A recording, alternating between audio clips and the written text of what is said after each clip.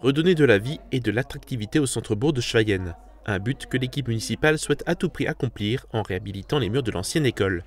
Les épiceries et le restaurant ont fermé depuis un certain temps. Le nouveau projet est d'installer un café multiservice.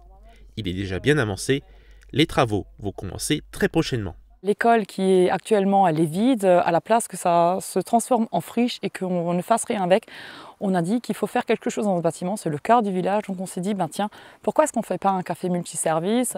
Enfin, on veut essayer vraiment que ça soit vraiment le lieu de rencontre, le lieu de vie pour Schweyen et pour toutes les communes voisines. Un projet qui est important pour nos communes rurales, un besoin qui est exprimé par la population pour avoir ce type d'aménités rurales, c'est-à-dire de services ruraux comme avant. L'équipe municipale et l'engagement qui est fait par chacun et chacune méritent d'être reconnus.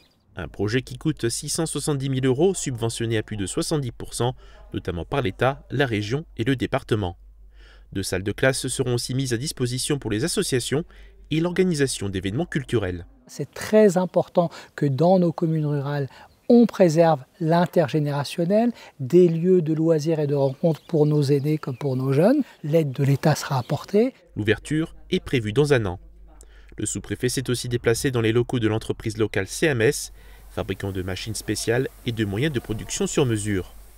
La structure compte une centaine de salariés, mais elle fait face à des difficultés de recrutement. C'est difficile parce que dans les zones rurales, trouver des gens qualifiés et des jeunes qui sont prêts à rester et à s'investir dans les zones rurales, c'est quand même relativement difficile.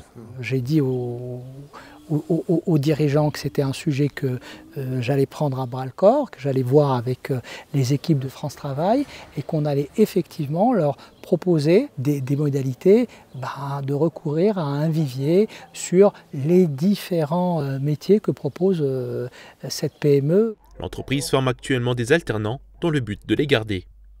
La municipalité souhaite également rénover la caserne des sapeurs-pompiers et y ajouter une extension pour accueillir l'atelier municipal et un local pour les arboriculteurs.